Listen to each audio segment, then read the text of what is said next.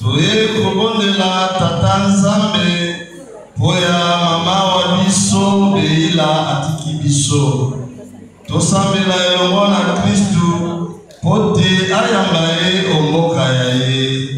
Tosambela pe poya biso moko pote tokoma bato baboanya batu baye makoluka liboso malamu malikolo.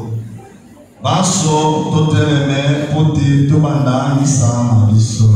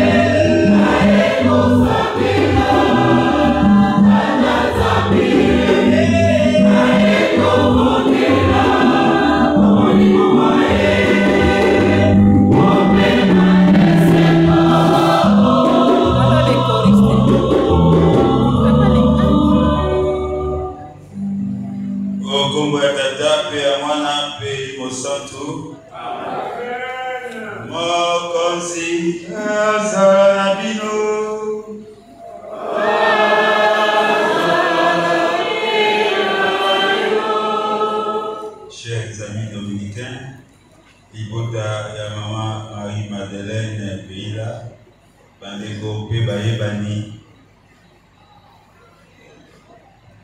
tosangani tokola a Christ, tosangani pambate tozali bana banzambe, po toyebite Yesu Kristo azali nzela boso pe bomoi.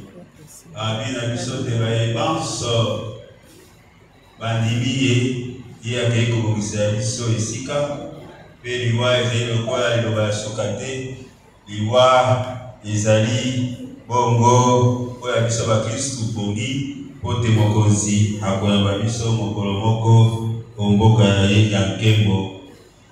Toye kobonzela molimo ya mama wa biso Marie-Madeleine epai ya Nzambe po te Nzambe ayokela ye mawa akotisa ye bokonzi wa likolo. Bandeko toboya masuma biso po te tobonga kolia motema molamu lipati ya mokonzi.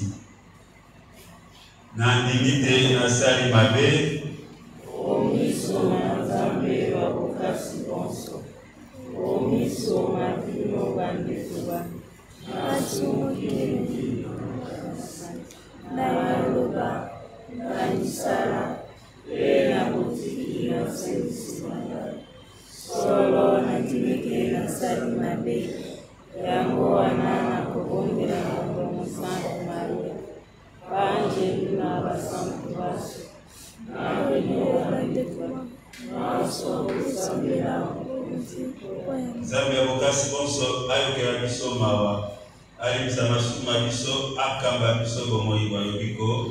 Amen.